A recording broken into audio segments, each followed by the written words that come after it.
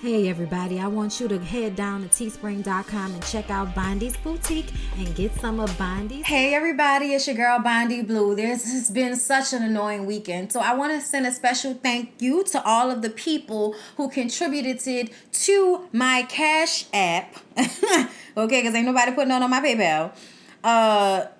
Shout out, I want to make sure I get the names because I want to mention y'all because y'all were the only reason that I put up the Bondy Blue show on Friday because they didn't monetize it. And then today I found out that they reviewed it and decided that it still wasn't worthy of monetization, even though nothing was talked about in that video that would be outside community guidelines. There wasn't no sex talk. It wasn't nothing like that. So I don't understand why it's like that. So I've taken it down to put it back up and see if the next person who maybe isn't a racist will, because I assume that every time somebody at YouTube decides to keep my video from being monetized, that they must be a racist of some sort. Because I don't understand. Like, you must just not like me. And you know what I'm saying? Like, I don't understand what other reason you could have to tell me that video wasn't okay. Like, nothing in that video was offensive. So I'm over it with them. I'm putting the video back up. I appreciate everybody who contributed to my Cash App, okay, Jackie, or am I saying Jackie? I hope I'm saying it right, Jackie, Antonetta, Kwanzaa, Candace, Jenna, Trishina, Shawnee, Caroline, I appreciate Tony, of course Tony, Latavia, another Tony, Strickland, Corey, Celeste, Crystal, Jeremy, Quintessa, Amber, James, the other James, Hayes, Tanika, Miss Nay, Tessa, Cicely, Angel, Christopher, everybody that sends to my Cash App, it is greatly appreciated, okay? So let's go ahead and get into Love After Lockup because it was entertaining. So, y'all, I don't know what's wrong with Brittany. Like, I think that Brittany has this feeling of trying not to let go of her past because she feels like it made her who she is. So she's trying so desperately to hold on from her friends from prison because she feels as if those are the people that uplifted her. And I get that, and it's okay for you to still want to be friends with them, still have relationships and letters because you can't visit them in jail because you're a convicted felon as well. I feel like she needs to compartmentalize that part of her life. Because even though everybody says that Marcelino is so aggravating and Marcelino is so annoying, at the end of the day, the lawyer said the same shit that Marcelino said. If y'all ever have to go to court over Lil Giovanni, Tito can use her friendships with other people who are in jail or just got out of jail, other convicts. He can use that as a way to get back at her or take, the child away from her. It just won't look good in court. And these days, people aren't as sympathetic to the mother, especially when they find out that the mother was, in jail robbing people and on meth and all of this. Now, Brittany has obviously cleaned up her life ever since then. And I think in great part it's because of Marcelino, because otherwise I'm wondering what she would be doing if she didn't have a man who gave her stability. Because, at the end of the day, Marcelino gave Brittany stability, which is why she was able to, live in a home and get pregnant and be there while her husband, goes and plays poker, whatever. Like, Marcelino, I hope you get on with that, bruh. Okay? Because, other people will laugh, but you see the people be making mad money on ESPN playing poker. Me and my husband be watching that sometimes. But anyway, I say all of this because Brittany wants Sasha, who's about to go in jail for 10 years, to be her child's godmother, the brand new baby. I forgot the little new baby's name. They gave her some little old name. But I just kind of feel like that's not practical. At the end of the day, if something happens to you and Marcelino, God forbid y'all go on a date, somebody's babysitting y'all kids, y'all get in a car accident and both of y'all die or something. Okay, God forbid. But let's just throw it out there because it happens, okay? If that were to happen, the godparent of your child is in prison. What they gonna do for your child? Like, your child can't visit them in prison. They can't send your child no gifts in prison. Like, there is nothing that Sasha can do while she is in jail as a godmother for your child. It is best, like Marcelino's mom said, to pick someone who can be there for the child. Marcelino's mom, I feel like, wanted to be the godparent, but you the grandparent, so you don't need to be the godparent. But I just kind of felt like she is so badly trying to not leave that part of her life behind You know, like in one way or another, like we get it. You don't want to leave your friends behind. But Amanda was your girlfriend. That is not your friend. Let that go. Sasha was your friend. But Sasha has nothing to offer your child. So you need to just be friends with her the way that you can be friends with her, and pick somebody that is stable, who can give something to your child, who has something to offer to your child. And people in prison don't have anything to offer themselves, let alone offer your child. Your child can't read letters. Okay, you can read the letter to the baby, but the baby ain't gonna know yet. Okay, so I kind of feel like Marcelino and his mom feels like Brittany don't know the definition of a damn godparent. They think it's just somebody who you make the godparent because you love them. No, that's not. You need to be thinking about, if something happens to me, who's gonna take care of my kid? Like, it needs to be thought of like that to me. But anyway, so because of all of this, Marcelino decides to hop in his car because he wants to have a conversation face to face with Tito, the baby daddy. Okay, now, when we initially saw Tito, Tito has a home. Tito is raising his son while the mom is in jail. And then they get out and have their little family. And Tito says, okay, take the baby. Have the baby over as much as you want. Now, y'all want to take full custody. And Marcelino, I know you watch my videos. I've said this over and over again. You're wrong. You're wrong, Marcelino. Y'all should have part custody. Y'all should have partial custody. Okay? Everybody 50-50. If you want to then go and try to adopt this child, I don't know how that works. Can you adopt a child when the other father is still very much a parent? I know y'all like to make it seem like he's not around, but Tito was around when that little boy needed him, when his mom was in jail, okay? From what we understand. Like, Tito didn't just go get the child all of a sudden when Brittany got out of jail. Like, Tito had the child when Brittany was in jail. And I feel like there is a lack of respect for him on that level. Marcelino, you are projecting your own issues with your childhood onto this man. I don't know Tito. I don't know y'all. Okay, but I kind of sort of can recognize the situation. And until Tito actually does something to harm his child, you as the stepfather do not have a right to then ask for primary custody and take that child away from his father. How would you feel if somebody wanted to do that to you? How would you feel if somebody wanted to come along after you and Brittany have gotten a divorce and shit hasn't been amicable, and some dude rolls up to be in her life and all of a sudden wants to take your daughter away from you? How would you feel? I feel like, because is it really Tito neglecting his child, or is it Tito allowing for the child to be with his mother because he spent so much time without her? Like, we gonna see, because Marcelino was driving, batshit crazy, hitting hard U's and shit, and then rolled up to Tito's house, knocked on the door, and we see that this shit might end up in a fisticuffs, and I'm ready for it, because I haven't seen a fisticuffs between two real grown-ass men in a minute. Okay, two real grown-ass men, all right? So I don't know what's gonna take place, but I do know that Marcelino, you are not the only one with sense in this relationship. And Brittany, you do need to listen to him a little bit, because you ignore whenever somebody is telling you that you need to stop using the people that you had relationships with from prison as your main people. You need to gain new people. Bitch, get new peoples, okay? Peoples who you can depend on in a court of law to make sure you don't lose custody of your child. Now, I don't think you will anyway. I think you're a good mother from what it shows. You take care of your children. They're well taken care of. You ain't get back on drugs. Thank you, Jesus. So I don't see any reason for anybody to take custody away from Brittany. But if Marcelino is going to make this a fight with Tito, Tito might make this a fight with Brittany. And I just kind of feel like it shouldn't be like that. Y'all seem amicable from jump. Why do we have to move from that to the bullshit? I don't understand. But we're going to go ahead and see what pops off next episode. Let's move on to Scott and Lizzie. Y'all, Lizzie, nobody can be with Lizzie. Nobody can be in a relationship with Lizzie. Lizzie is somebody who feels as if the only way she can be in a relationship is if the person is indebted to her in one way or another, or they feel the need to always do or be for her. Like, it's almost like Lizzie needs you to feel guilty, because if you don't feel guilty, then she doesn't feel like she has the control in the relationship. And that's what's happening with Scott. Every time they're around each other, she picks a fight about something ridiculous, and then it's the makeup, and then pick a fight again, and there's no sex in between, so it doesn't seem worth it to me. Like, Scott, I don't know what you're getting out of this besides, a deficit in your bank account and a fucking headache and some blue balls. Like, I don't know what you're getting out of this, Scott.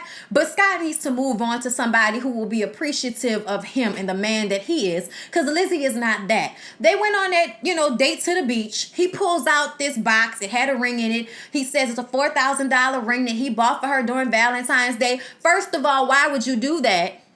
Why would you keep it? You tell us every week how much in debt you are. Why would you not go and give the ring back, get your money back, pawn it, what have you, to pay some of the bills this bitch didn't cost you? Instead, you know what you do, like a crazy motherfucker? You hold on to the ring and then give it to the bitch on the beach when she tells you that she ain't ready. That's too big of a step. She don't want to feel like she's now his property because he put a ring on her finger. Even though Scott said it was a promise ring, not an engagement ring, she still didn't like that. And it's like, so if he puts a ring on your finger and you actually marry him, that means he's in control in some way.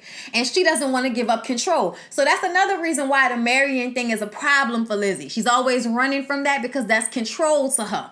And I just kind of feel like Scott needs to let it go. Yes, Lizzie is a beautiful, voluptuous woman, okay? But she's also an ex-addict. She's also codependent, crazy as hell. And I think a user, no matter how anybody that won't let you have peace on the beach, bitch, you won't let me have peace on the beach. We're at the beach. It's supposed to be peaceful. And you're here arguing with me about everything. So when she said she wasn't ready for that ring, he gets upset, throws the ring into the water, doesn't have a good arm. The ring doesn't go far. She takes her little thing off, then runs into the water to get the ring. And then they come out and he's like, I'm tired of you embarrassing me, because he feels embarrassed. Like he put his heart on his sleeve for her and she's always playing him like he a soybean burger bitch.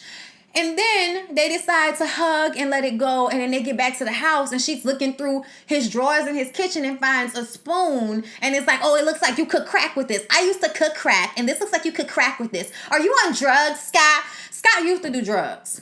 Most people used to do drugs. not crack, but, whatever. I can see it.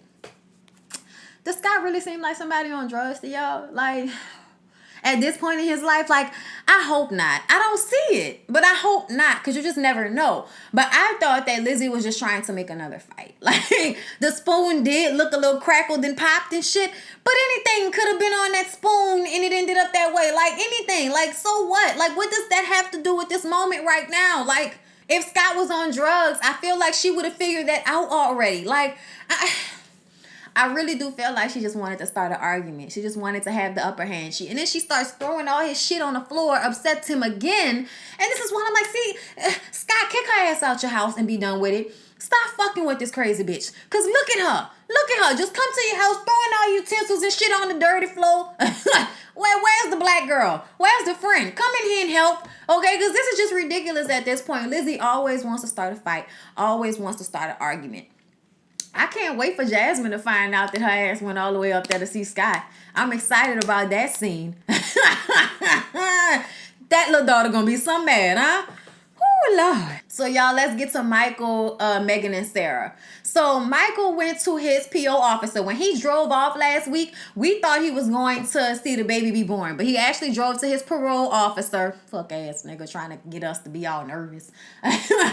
And the parole officer was like, dude, you can barely leave the house. No, you're not going to New York to see your baby born. I feel like that's fucked up too. Y'all are tracking him. So what difference does it make? Unless once you get out of certain parameters, it's not tracking no more. But I doubt that. So I didn't see what the big deal was either. If he traveled, you have the coordinates for the hospital. He travels to the hospital. He travels back. What is the problem here? Like, what is he going to do in the meantime? Like, ain't he a drug dealer? Like, what are you going to do? Back him up to the hospital. I mean, I'm thinking about that now. No, he's a street drug dealer. Anybody about stealing fucking medication out the hospital? But granted, fine, the parole officer said he can't go. I feel like he should have tried to get them to let him go earlier. But either way, they said that he's barely leaving the house right now, so he can't go. He's upset about it. He's pissed off about it. He gets home. He FaceTimes Sarah. Sarah has already went in, been induced, and had her baby. So he gets to FaceTime and see the baby. He's very upset about the fact that he didn't get to see the baby born. Sarah is just, in the love of being a mother and just not too worried about being pissed off about anything. Very, very calm after having her baby. So it's whatever. Baby's beautiful. Looks like the both of them. He named the baby Rain. They all right now. So then Megan. Megan is trying to get in contact with Michael, and apparently he's not as mad as he was before, but there's still some contention going on. So she texts him, and he texts her back a picture of the baby, and then he FaceTimes, and she's like, oh, it's cute. Like, she says that she really wishes that the baby wasn't his, but we know the baby is his because the baby looked just like him and his mama, so whatever, and the mama. So she's like, so are you going to trying to make it work out with your family? And I'm like, bitch, if you have to ask that question, you should not still be on the other side of a receiving text message, phone call, FaceTime from this dude. Why are you still wasting your time with him? Why is this still a conversation? If you don't know if he's done with her, why are we even still talking? Why are we going through all of this? I don't understand, Megan. You have a dad, you have a home, you have a job, you're almost 30 years old. Why are you acting like a retarded ass 20-year-old? Make me understand. I don't understand. I really don't understand. I don't get it. He does not want to be with you. If he wanted to be with you, then he would be with you, but he's not. He says that he has no plans of getting back with Sarah, but who's to believe that? Okay, I wouldn't believe that.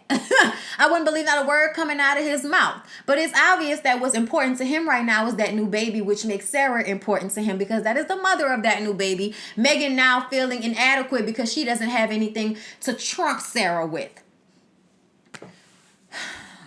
Megan, if you don't go find you some, 30-something-year-old man that would treat you right, not have jail time attached to him, not have all of these, restrictions. Why would you want to be with a man like that? Look, listen to me. Everybody watching this. Listen, okay? If you are going to be in a relationship with someone, you need to get something out of it. More than sex, okay? More than sex.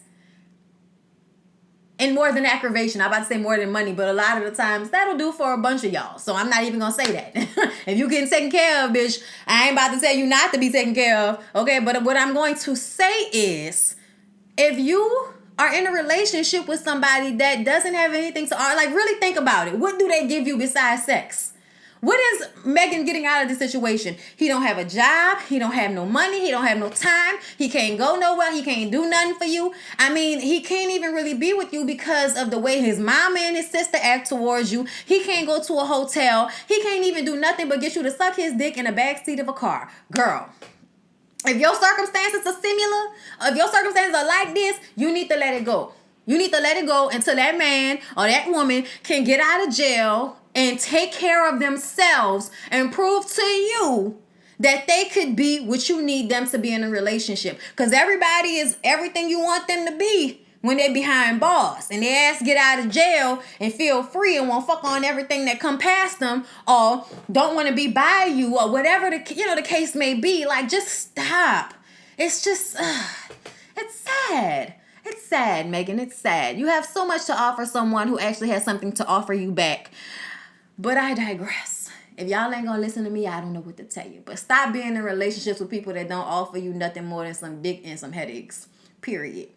Andre and Lamar. Y'all, Andre worked on my goddamn nerves this episode. He brings her over to his brother's house, his family house. It's California. The weed is legal, okay? They smoking in the house. She gets there. Oh, I can't breathe. Oh my God. I knew these people were going to do this. Why would you bring me here? You knew they were going to do this. All right. And she gets up to walk out because they're smoking weed and she's upset about that. The brother is trying to apologize, trying to say they'll, put the weed out, whatever. Mind you, somebody was smoking the entire time this conversation was going on. They're putting weed and cigarillos. I'm just not comfortable. Okay, I take care of the little girls at the church. All right, I have to be a role model. I cannot be a hypocrite. Why do you want me to be a hypocrite? Okay, why do you want me to stoop down below my values and morals? Andrea, you married a nigga out of jail. You married a gangbanger out of jail. A gangbanger from California out of jail. If you have a problem with weed, I don't know what to say to you. Like, I don't understand her. Why did you marry Lamar? Why did you marry him? When you marry somebody, you have to be okay with who they are as a person. Not saying that he should be allowed to gangbang, but going to his people's house where they drinking and smoking a little legal bud, that's not an issue, bitch. And you make such a huge issue out of that. And he ended up just going home with her, but he was aggravated. She couldn't sit down for 10 minutes and conversate with his family before she had to rush off. And now she's using that as a way to say that he has to go to Utah with her. Let me tell you something. I doubt that man is going to move to Utah. I doubt it. I know a lot of y'all have seen more of their relationship, but I'm going off of what I see right now. And what I see right now is, Andrea, I don't know what you saw in Lamar, but a part of me feels like you want a roughneck, but you want to like be churchified, Holy Ghost filled, and reform the roughneck. That's not how any of this happens. That man has to decide to change his life on his own. But he's already told you, ain't nobody about to tell him not to be around his family. Like, that's his brother. It's not illegal. There is not a problem talking about the Lord, the Holy Spirit don't be where there's weed and alcohol. I said, about bitch. So you mean to tell me that your God told you that there is no him or no Holy Spirit wherever there is alcohol and weed? Is that correct? Did I get that correct, Andrea? Even though the Lord turned water into wine for everybody so everybody could drink on some alcohol, that's in the Bible, bitch. Which Bible are you reading? Which Bible are you reading? Okay? And as far as the weed is concerned, you mean the same drug that's used to save cancer patients so that they can eat and have somewhat of a semblance of a regular life, not always feeling like throwing up? You mean the plant that God created in his green earth, okay? The weed that God created and grew up through the earth. He's not present in that. Am I correct in thinking that, Andrea? Is that what you said? Andrea, girl, I don't know what's wrong with you or the rest of the Mormons. It ain't my business. I don't care. But you on this show talking about the Lord ain't where there's alcohol and weed at? You don't get to tell anybody whether they have a relationship with God or not, or whether God is in their presence because they got weed in their bloodstream. Like, I just feel like it's so self-righteous and so, just so full of shit. Just so full of shit, Andrea. This is why your kids think the way they think. But then you go ahead and marry a nigga out of jail. Y'all, none of these things make sense. None of these things make sense. Make them make sense. Make it make sense. I don't see it. Let's move on. Lastly, y'all, who's last? Clint and TRACIE. Clint and TRACIE made their way to Vegas. We all knew that was going to be a problem, an issue, and maybe not the best idea. Then we found out last episode that Clint told his daddy he had been FaceTiming and talking to some girl online, texting or whatever, when TRACIE went to jail the last time. But now he's feeling guilty and ruining their trip a little bit because he's feeling guilty and doesn't want to tell her, but wants to tell her about the whole little texting of the girl, the sexting he been doing. TRACIE wants to take a picture in front of the Vegas sign. Oh, why we can't do this? And she's like, oh my God, Clint, act right, okay? So when TRACIE has to tell Clint to act like a fucking adult, y'all know some shit is about to go down, right? Okay, so they get to the hotel. TRACIE's so excited. She wants to take pictures. I feel like TRACIE has never been on a vacation where she don't have to worry about anything. She even said that, So she's taking pictures, trying to enjoy herself. Meanwhile, he got a stank fucking attitude, trying to ruin shit. And she was like, if you don't get your act together, I will go out here and enjoy myself all on my own. He already scared that she gonna go run off and do drugs, right? So they get to the hotel. They're walking down the hallway. They're taking a picture with his phone. And fucking text messages from the girl popping up. I said, that girl don't care about you. That girl know you got a wife. That girl know you got a wife. Anyway, so she sees the text. Who the fuck is this, Clint? Who is this? Who are you sexting, Clint? Who are you sexting? She chasing him through the hotel. They all loud, y'all, when the cameraman got in the fucking elevator and you can hear them arguing outside the elevator. Y'all, I'm sorry. I was dying laughing at that shit. They get to the hotel room. He had the pillow around his neck the whole time. So they get to the room. She snatches his phone and goes to lock herself in the bathroom, and he starts to punch and kick holes in the fucking bathroom door. I said, so you prepared to pay for that? Because you know you're going to have to pay the hotel for that, Clint. You already ain't got no money like that. You're going to call your people and ask them to pay for it. See what the fuck? Somebody put Clint on medication so he can control his anger. Like, what is wrong with you? She comes out, then she shuts the door on the cameraman, and that was it. Y'all, I don't know what's going to happen, but I'm scared that Tracie going to go get back on drugs because of this. Every time she feels safe, every time she feel like she can calm, chill out, something happens. Like, I feel bad for Tracie in this situation because I feel like she's not to a place yet where she can handle this type of hit. You know what I'm saying? Like, she trusts him, and she trusts that Clint wouldn't do her like that. And now here we are. Now, at the end of the day, bitch, you done stole cars and stole money and left a nigga for dead in a hotel room while you did crack. So you need to be forgiven, okay? Be mad, fight, have a conversation, and get over it. Because you're not perfect in this relationship either, and he didn't have sex with anybody. But at the same time, Clint is wrong, but bitch, you was in jail. Like, you didn't care about me when you took the car and went to go get the crack and then ended up back in jail. So why I can't talk to somebody? Like, I needed somebody to talk to. So I kind of feel like the things that Tracie has done to Clint kind of cancel this situation out, so she needs to let it go eventually. But I am worried about how she is going to react and blame herself for this. I'm scared. But yeah, y'all, that was Love After Lockup. Please don't forget to like, comment, and subscribe to my channel if you have not already. I love y'all. I'll see y'all in the next one.